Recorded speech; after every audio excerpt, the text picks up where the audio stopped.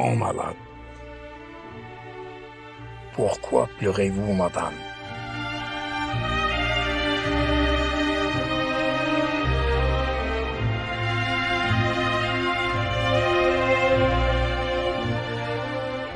Je refusais de penser au supplice qui m'attendait dans 2 mois, suite au remplacement de mes 2 sondes d'Ouija. La certitude de mes convictions à vouloir croire en la vie, à la vivre sans réserve, me poussait à nier la question imprégnée de doute, touchant mon anévrisme à haut risque. Aïcha avait téléphoné au président du conseil municipal de notre ville, qui l'avait informé sur la présence de l'une des ambulances de la municipalité à Casablanca, pour question de transfert d'un malade dans un hôpital de cette métropole, et qu'elle allait venir nous chercher le soir même pour nous ramener chez nous. Ce n'était pas la première fois que le conseil municipal de notre ville mettait à notre disposition une ambulance, et c'était Aïcha qui avait pris l'initiative de contacter le conseil municipal afin de mettre à notre service une ambulance à chaque fois qu'il était nécessaire. Des fois, le voyage se passait dans de meilleures conditions, et des fois, l'aller ou le retour nous réservait des surprises décevantes. Une fois, j'avais un rendez-vous dans un hôpital à Marrakech. 1h30 de route était largement suffisante pour arriver à l'heure. Or, l'ambulancier vint me récupérer vers 4h du matin. Elle était chargée de gens modestes, censés être malades. 2 heures plus tard, nous avions déjà laissé Marrakech derrière nous et nous dirigeait vers la maison d'un imposteur qui exploitait la crédulité du public.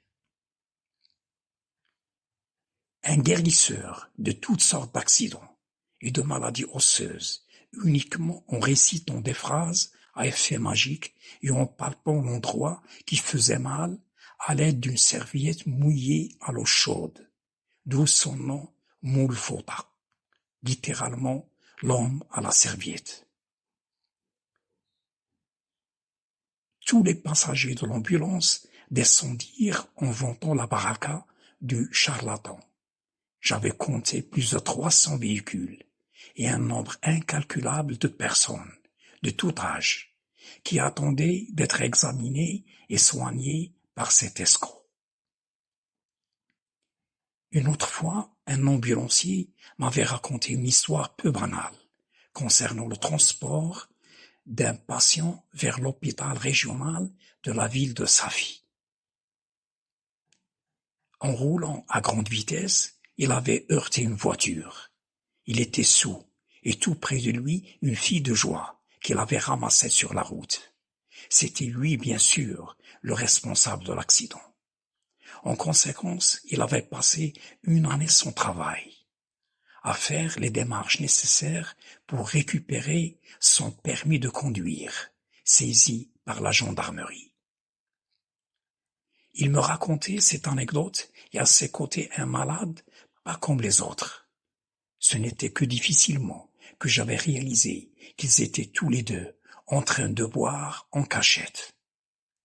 Ce faux malade qui avait partagé avec nous ce voyage aller-retour ne faisait que profiter des prérogatives routières accordées à l'ambulance pour se défouler. Il avait sur lui une cassette de musique populaire qu'elle avait mise dans l'autoradio. Ils écoutaient tous les deux cette musique en suivant les chants et les rythmes avec tout leur corps, exactement comme dans une soirée intime un samedi soir. Le 3e exemple était cette fois une situation surréaliste, chargée d'adrénaline.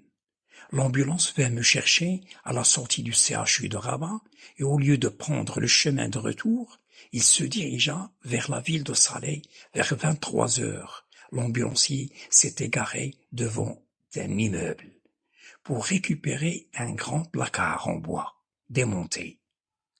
Une fois l'opération terminée, l'ambulancier s'était absenté pendant presque 1 heure. Seul placé dans le siège avant, à travers le pare-brise de l'ambulance stationnée, j'assistais malgré moi à une bagarre de rue entre clochards qui criaient, s'insultaient, d'apparence sous ou drogués.